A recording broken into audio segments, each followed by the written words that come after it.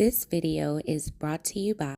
Hey, what's up? What it is? Yeah, it's your boy AC Green. And we at the end of the year again. And what I came to do is to come and thank you personally for supporting the brand all year long. And also what we want to do over here at Cool Green Clothing to show to you our appreciation and love and support for you that you've been having for us all year long. What we're going to do is we're going to kick Black Friday off early just for you. So go online right now at coolgreenclothing.com and take advantage of these amazing sales that we got going on right now. And also, by the way, you already know, if you ain't cool and getting the green, you're in the way. And that's just basic. What's going on, YouTube fam? This your boy Tony 2 times, and we back with another episode of the Baltimore Way, man. Before I start, be sure to tap that like button. Definitely watch this video to the end to hear the full story and all the details in the case. For the day one fam, y'all already know it's all love. Thanks for tuning back into another episode. If you're new to the channel and you feeling the content, feel free to subscribe. Definitely hit the notification bell so you can be notified every time we drop a new video. Let's get right into the story. Some people say and feel that money is the root of all evil. But as we all know, that's what also makes the world go round. And that printed paper is vital for surviving everyday life. You have some individuals that learn early on the value of $1, and you have to go out here and make an honest living. Because if you don't work, you don't eat. That's legit money. You would think working for your bread, being out the way, not on nobody nothing, you would be safe. But you have all kinds of different ways people choose to get cash. Some are not with the slow grind of punching a clock, waiting a week or every 2 weeks for a paycheck. They rather fast money. Whether they choose to hustle, get a product and put it out there, start their own business, hoping to earn more and live a better life than a typical 9-to-5 can offer. Then you have people that will do whatever for that dollar bill. Take hits, cross their minds, rob you for yours. It's really nothing new under the sun. This type of activity has been going on for centuries. But when you decide to wake up and say I'm robbing today for my bread, I want it fast. It might seem like a good idea, easy lick, but you never know when you decide to put that gun in your hand, just how it will play out. And on this episode of the Baltimore Way, we will discuss a case of a robbing spree that turned fatal. Back in 2022, 44-year-old Chesley Patterson, who friends and family called Chesco, had lived and worked in Baltimore for 24 years. After graduating high school in Chambersburg, PA, Chesley already knew he wanted to do work in the restaurant business. After working at a few spots in the city, he would land a job at a restaurant called La Scala in Lower Italy. By 2022, Chesley had been working there for 17 years, with 14 of them being general manager. Said to always have a smile on his face, the first person customers would see when they entered the restaurant, greeting the people with great energy. Everything seemed on the up and up for the hard-working man.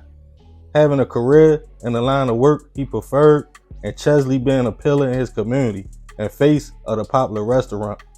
Then on January 23rd, 2022, Chesley closed up the spot and decided after work he would go pick up a few drinks from a nearby store. It was well after midnight as he parked his car on Eastern Avenue and South Broadway in Fells Point and went inside the liquor store to purchase some items.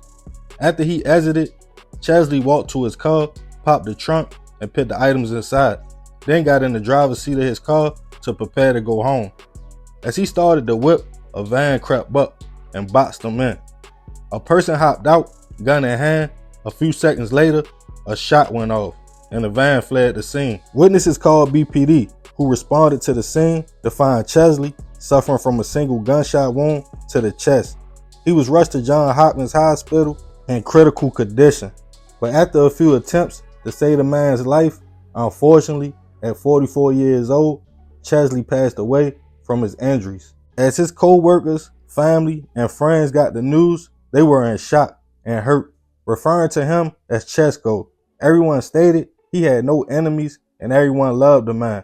They didn't understand why he would be targeted not too far from his job in the area he was most comfortable in. With so many businesses in the area In a crowded location, BPD quickly got footage of the incident as they realized it was all caught on camera.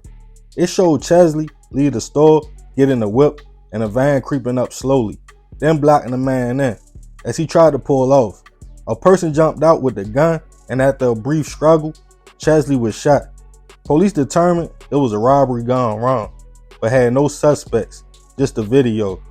As more information came out that the gold minivan was also involved in other robberies in the area that same night, a bolo was put out for it. A few days later, BPD spotted the vehicle on Waterview Avenue near Cherry Hill Road in South Baltimore. They started a chase, but soon found the van abandoned on Southland Avenue. A forensics team was called out to examine the van. On the outside of the passenger side door, they found the fingerprint and sent it to the lab. While waiting for the results, Chesley's co-workers and friends gathered and had a vigil in his honor, with pictures of the man everywhere, smiling and doing what he loved best, running a restaurant. Everyone felt it was a senseless crime and that Chesley didn't deserve that. But soon, police would get a break in the case. The fingerprint gave them a hit on a 22-year-old man named Samuel Wise Jr. And he was hot and on police radar. Samuel decided he would go to the station himself for questioning on March 17th. He told police, "My fingerprints was on the van because me and my friends saw it parked one day in Westport and smoked in it." Detectives attempted to ask him, like, what's your friends' names? Because from the video, they knew it was more than one person in the van. But sticking to the code, Samuel stated, "I don't know." Detectives realized some of the clothes he was wearing matched what the shooter had on in the video. After already waiving his Miranda rights, they asked Samuel could they search his phone, in which he agreed. Police downloaded all the texts and calls from the phone and released the young man. While searching the texts, they found 10 minutes before the hit, Samuel's girlfriend texted him, like, "Where you at?" In which he stated, "I'm out robbing." Then days later, in more text messages and an argument with somebody, Samuel said, like, "They trying to book me for a hit and you want to be smart." With that information and the phone pinging in the area at the same time Chesley was hit, a warrant was put out for Samuel. On April 12, 2022, he was picked up and informed he would be charged with first-degree hit, attempted robbery, and weapon charges. As detectives left the young man in the room, he zapped out, flipping furniture, punching the walls. When detectives came back in to ask him what was wrong, he admitted, "I was dead. I did it. I accept my consequences," and told police, "I see y'all happy, sending me to prison for life." While being escorted to the paddy wagon, Samuel made one last attempt to break free. He ran down the stairs, climbed the wall, and ran down the street. Minutes later, he was tackled on President Street by 83. While in custody, Samuel made a few phone calls, telling people like, "Yo, I'm done. It's over. They got me." As the case started going to court, instead of a jury trial, Samuel decided to cop out to all the charges, even though telling the judge, "I'm innocent. I really didn't do it." Feeling like he had no remorse, the judge sentenced the young man to life, all suspended, but 50 years. As Chesley's friends got the news, they claimed it was bittersweet because no matter what, it still wouldn't bring the man back, and he lost his life in a violent and senseless way. Rest in peace to Chesley. I send my deepest prayers and condolences to his family.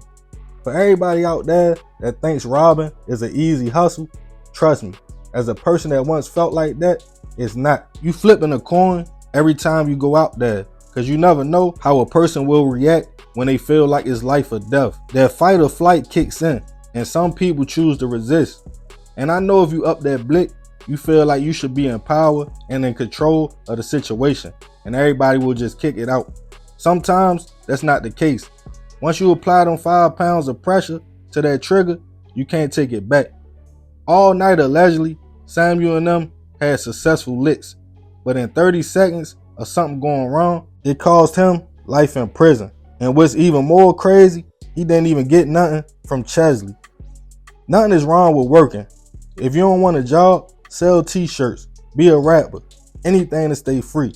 Because once that cell door slams and you realize you got 50 slices, reality starts to hit different. Then all the woulda, coulda, shoulda goes through your head, but now it's too late. But hey, that's the Baltimore way. Man, crazy story. Rest in peace, that man.